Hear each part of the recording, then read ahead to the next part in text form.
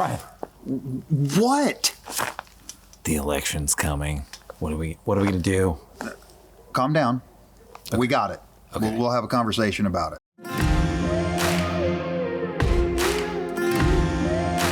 Hey guys, welcome to another episode of The Experience. We are sitting here enjoying this lovely chill evening. We've left the hot season in Texas and it's getting into the cold season. And every 4 years during the cold season, we have this interesting thing that happens in America. Some of y'all are actually in the cold season where that white shit falls from the ground. And it's not that I feel bad for you. I just, I hope you snowboard or hunt something during that. Yeah, do something to enjoy it.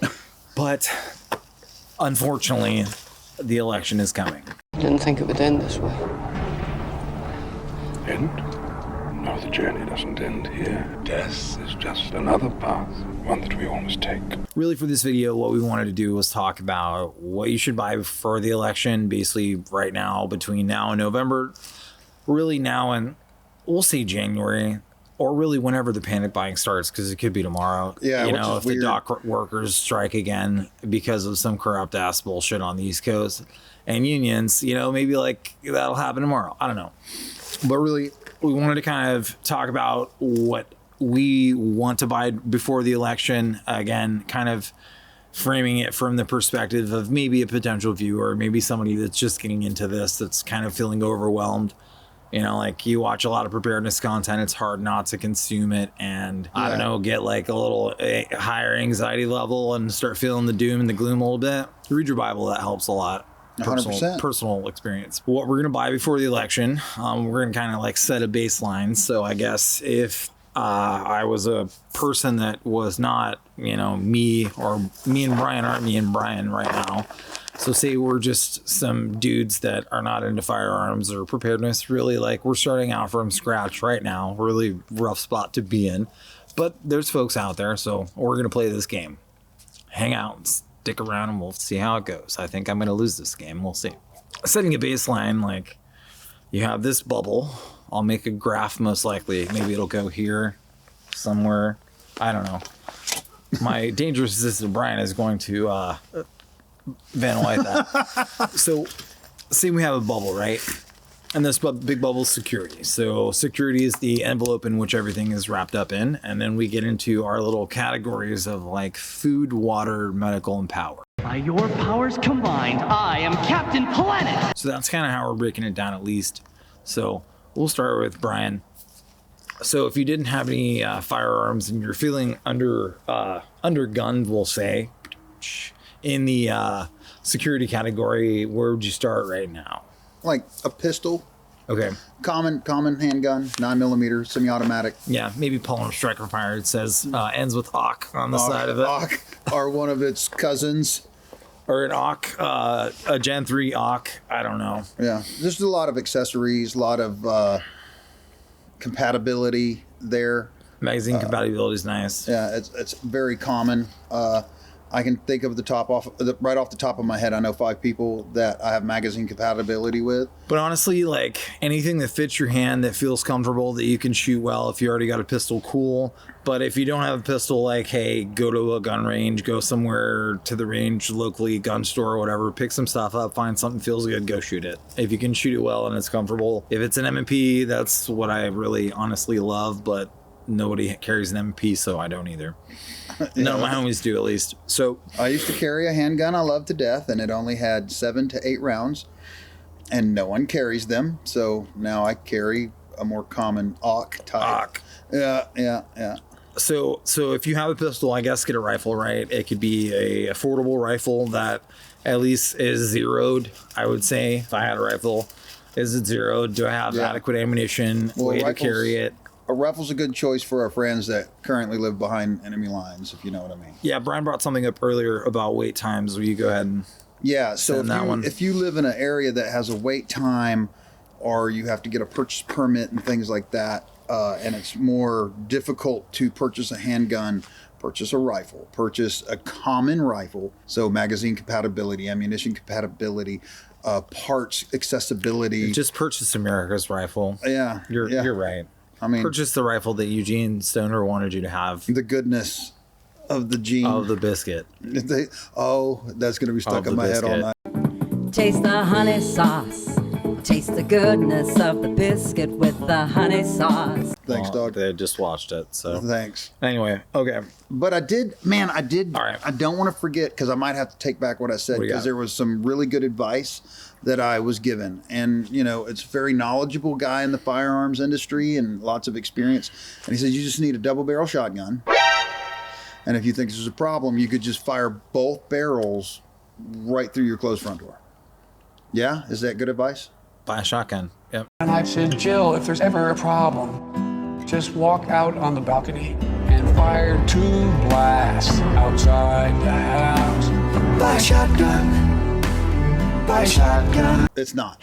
But anyway. But I think you should have a rifle, a shotgun, and a pistol. Absolutely. Personal preference. And ideally, nothing does happen at all, and we can all continue on in our lives. Hopefully, the Western world doesn't fall. And, World War III starts. I'm really hoping that doesn't happen and we can all just continue to watch Netflix and go to the range, because I want to keep LARPing. To be honest, I'm cool LARPing. Anyway, so you got that wrapped up, right? Before the election, ideally nothing happens and life is good, but it'd be nice to have the stuff anyway. I know we just talked about a video relating to people having to rely on themselves, especially with the hurricane victims, so it's kind of relevant.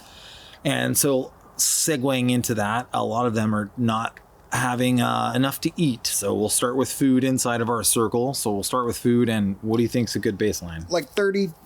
30 to 60 days of food, of canned goods, dehydrated foods, shelf-stable things. Okay. And proper storage, store it properly so it's waterproofed and things like that. Yeah, cans, botulism, all that. So I thought it was really interesting because when the coup happened, I went out and went crazy with cans. And we ate all of them. And then I did it again in 2022 for some reason. I think it's because it was low in the pantry, kind of like it is now. You got to rotate them out. You were just rotating them out, bro. You were doing the right thing. And so I wasn't FIFOing them well enough. That's a restaurant term. It means first in, first out. FIFO, FIFO. It's not FAFO. I know you guys are used to that one. You just want to make sure you're rotating stuff in. So canned goods lasted for 2 years, more or less, all that stuff. I bought a bunch of things I didn't eat normally. So we'll segue into the preparedness stuff. Use it or lose it. That bear guy, he did a playlist called the Prepper Classroom a long time ago, actually. It's neat to see, people age and all that, but he actually did some really good information. Almost all of it, data-wise, is still accurate today, so I would go check that out. But it's the 7 meals plan thing. So essentially, it was okay, I need to figure out what I need to eat because I'm throwing food away, and there's people starving pretty much the rest of the world. But I'm sitting here throwing away cans of soup because I don't like split pea and shit like that, because split pea's awful. I don't even know if I'd eat split pea in the apocalypse if I was starving. How many days have I not eaten? But yeah, essentially, I bought stuff that I didn't want to eat. So that was a big part of it. And then it was the expiration date, right? You were talking about the Mountain House or one of those other ones, right? Mountain House, they got a good shelf life as long as you're in a climate-controlled storage. You get 2 to 10 years, things like that. Just freeze-dried food in general, I guess. So cans, freeze-dried food, just some kind of food to have at home, I guess. 30 to 60 days is a baseline. Figure that out. Again, figure out what your family is. There's a ton of resources out there. And I think that's the one thing a lot of people are going to have this Captain Obvious response of, you bought a pistol, you don't have training. You're going to tell me to buy an IFAK in a few minutes and use your coupon code SpicySnafu at refugemedical.com to save some money. And then you're going to be like, well, I don't have training. Well, there's a lot of resources out there. So not that we're, picking on you or anyone really, just in a thought-provoking activity where we are the new guys on the block. Man, there's so many resources out there that this little Babylonian rectangle has the entirety of human knowledge for the most part, and I can access it. And Brian brought this up earlier about a hard copy. Yeah, so utilize Google while you can. Get a printer and start printing out, this information so you have a hard copy of it and stored in a manner to where it has longevity, like waterproof. Those crazy book things like Farmer's Almanacs and radio guides and field guides. How to do. I have a book. It's how to do everything. There's a bunch of volumes of it. It's amazing. Again, with the food thing, I guess back to our baseline is knowledge. We kind of skipped that bit a little bit, but you need knowledge. So print it, find it, whatever. Yeah. You do you. So on the water, I guess same kind of thing, right? 30 to 60 days, but understanding that you need so much more space-wise, quantity-wise. Like, it's really my struggle, because I was like, oh, I can just get bottled water and we'll have like 75 gallons of bottled water. It's like, okay, that's good job. That's a whole room in your house. You stacked a bunch on top, you crushed the ones on the bottom. They weren't protected from sunlight. You have basically an entire room in your house. And it's like, all right, well, you didn't do a good job on that, bro. So water, like, there's a lot of ways to do it. Brian brought up the water bob, which is a bag that goes in your bathtub that you basically would fill up when you realize there's a bad thing happening, like a hurricane or whatever in Florida. Fill it up, seal it off, and it's basically a water reservoir, right? Yeah, one for every bathtub. That goes in it, and you just hit a button and fill it right up. Fill up a bucket, cups, whatever. That's a good point too. The pump, right? You have to have the stuff to be able to get it out, because otherwise it's contaminated. The water bricks, the water bob, you name it, 55-gallon drums, however you can store it. But just to keep that in mind, right? An extra closet you got somewhere you can put some tarps over it and keep it from getting any sunlight. That's what I was going to ask is, in your opinion, wouldn't it be good to learn about treating your water to stabilize it, to store it for long periods of time? Perfect segue, because Brian also brought this one up earlier, and I was being a simpleton, I suppose, but water filtration, ways to make dirty water clean or potable, between organisms, chemicals, and all other stuff. What can you take out? What can't you take out? Do you even know that whole thing, right? Like what's happening in Tennessee and North Carolina right now that TJ's talking about. I'm really excited to hear about the breakdowns. And if you're close to the coast, you might want to learn how to desalinate water. Again, a lot of it depends on where you live. If you're in an apartment, obviously you have space restrictions. If you have financial restrictions, that's all of us. We're just in different boats on that scale. But again, money's an object for most everyone. So in that sense, like, how do I do a little bit at a time, buy an extra case or two of water at the store each week? Like, however it works for you. That's how we do it. Start eating the elephant today. That's how me and my wife do it. We buy 2 cases of water every time we go grocery shopping. And just make it easy. Time. Walmart has those little 48-hour buckets, and granted, they're you need a couple extra things to make sure you can actually get your use out of them, but they're pretty solid. So Brian is the power master over here, and I'm just kind of like guy plug phone into wall, make work. It's not that bad, don't believe him. And so I'm gonna shut up about solar panels, because I just know that you plug them into stuff and they make things turn on with the magic fairy dust inside. Right. So with power, battery banks, solar generators, actual generators, dual fuel generators, those are all good things. So you can get way into the weeds on solar panels and power solar generators, as far as like clean sine wave energy and things like that. But if you're just trying to charge your radios, charge your phone, run lights and things like that, you don't really have to worry about the clean sine waves so much. So I personally use a 200-watt solar panel made by Jackery, and I use multiple Jackeries. They're called solar generators. It's a giant battery bank, and we use them when we film out in the field. We use them when we got to charge things in the field. We have a friend that he runs a CPAP machine off of one when we're out and about. And I would say the most important thing, at least for me, to power at home is a freezer, more or less. Like, looking at what my power needs would be at home. Like, if the system is mobile, then you're future proofing it. And if we're talking about bugging out, so maybe too. If you're bugging in, or if you're just doing something like, hey, power's out and we don't know when it's going to come back on, you can buy an actual large, permanently mounted on a concrete pad emergency generator that the electricians will wire into your house. Power goes down, it trips the sensor, the generator kicks on, you don't have to do anything. Or you can get the big roll around like job site generators, and I always recommend dual fuels that run off of like propane or gasoline, 2 types of fuel. And you can also wire them into your house to where when it happens, it will automatically trip, or you can manually trip it and fire your generator. What if you had nothing? That's because generators is like, I feel like generators is like the far end over here. Yeah, that's big money. And all the way over there is like a little power bank or something. Yeah. And a little solar panel that you could at least keep your phone and your radio charged with. Yeah, where I started is I got a Goal Zero little Nomad. It takes a little foldy one all day to charge my phone. It takes all day. It's absolutely terrible, but it's better than nothing. Okay.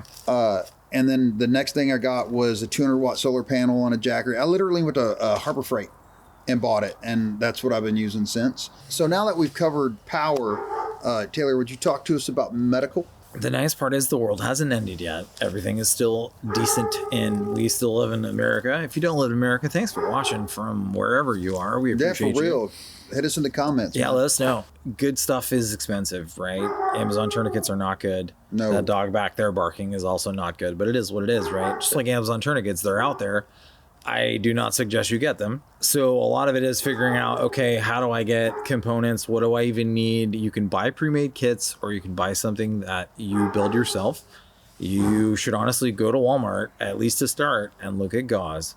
Look at all sorts of things like alcohol, peroxide, bandages, Coban wrap. As far as like wrapping bandages, you could make a lot of pressure dressings that are more impromptu.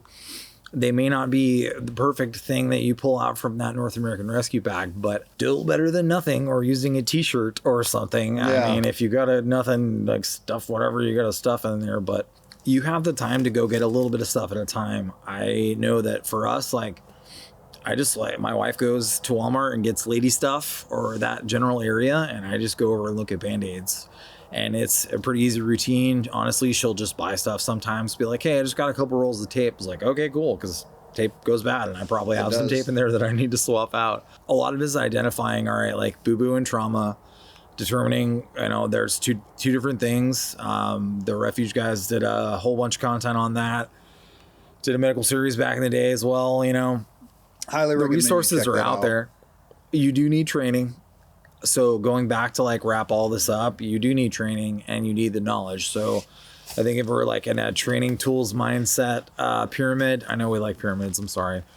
Just makes it easier for me, okay? It does. We're cavemen. That's really why it makes it easier. So everything is still relatively good to where you can go access it, you can print it out, you can find whatever the way to cheap out on it is, because I always encourage people to do that. Because I want to spend my money on ammo, things I can't cheap out on, right? Like factory ammo, I can't unfortunately magically like wand out some 5.56, because I will promise you I would be sitting on a throne of it right now, Game of Thrones style. But unfortunately, I am not sitting on a case of federal. Actually, it would probably be Black Hill 77 grain OTM or the AAC stuff. I would take the AAC stuff as a second. I like AAC ammo. Yeah. One quick thing I wanted to add for you guys is as far as your medical goes, because sorry, I didn't mean to interrupt, but I just thought of this. There's companies out there that you can go online and contact them or call them, and they have doctors there that you tell them, hey, I take this med for this, and show them your prescriptions, and they will fill those prescriptions for like 30 to 90 days for like traveling overseas. We did skip OTC meds. That was the other thing. Thank you. Have that stuff on hand, because like I have friends who take blood pressure medicine and they absolutely need it, or any meds like that, and fill that for 30, 60 days, 90 days, whatever. And I'm glad you remember that, because I feel so silly. I mean, I'm just saying, dude, like, what if you can't get to the pharmacy, man? Elderly people that you know and love, that's one of the things I've talked about with the guys at church a lot. It's like, hey, if you need this medicine, like, must have it to exist. I would really like to have at least 30 days or more of it. What happens if the people at the pharmacy don't show up today and the pharmacy's closed? Like, who knows, right? Or the power's out. What if the coof happened again, and all of a sudden there's a disruption in the timeline of when you can get your stuff, and you're getting really stretched out or really close to having your critical medication. Yep. So, and then you won't be as stressed out because you have a properly stored and maintained supply of your medication that is prescribed to you by your doctor. And I think that's the big part of it, is you will be less stressed out. Wrapping it up right, you need to maintain your happiness and focus on your happiness. So whether it's spiritual happiness and your faith in God and all that, I hope it is. But if it's not, that's okay. Whatever it is that you need to find your moral compass and satisfaction in your current life, like, please do that. People need you. Stick around. It's hopefully not going to get worse before it gets worse, but we'll see. Kind of, need to make it through to find out. But at the end of the day, like, maintaining your happiness, being able to kind of work on things incrementally. And maybe it is something that it's like, hey, I'm really underprepared on this thing. Maybe I should spend $500 on my next paycheck and just like yeah. I mean, in get no a way good are baseline we saying established. panic buy toilet paper. Yeah, you know, don't do what you can when you can do it. Yep, don't panic buy. Do because what you if can. you buy in advance, like you won't be panic buying toilet paper because you'll have like 2 months supply of it. Think about it this way: it's never going to be cheaper than it is right now, right? Yep, Your dollar's going to get fact. lower and lower in value. Everything's going to get more expensive. Like it's only going to be cheaper today, so don't wait till tomorrow. And where can they find us, Brian? You can find us at SpicySnafu on Instagram, and of course you're here on YouTube, so like and subscribe. Give us something in the comments. Are you panicking again? No, I'm not panicking. I'm just. Are you not panicking again? I'm just cold. Okay. Woo. And until next time, thanks for watching. Stay safe in all you do. And stay spicy. Try to stay warm. And For real. make sure that like you're taking care of the people out there. Take care of yourself. Take care of yourself. Take care of the people.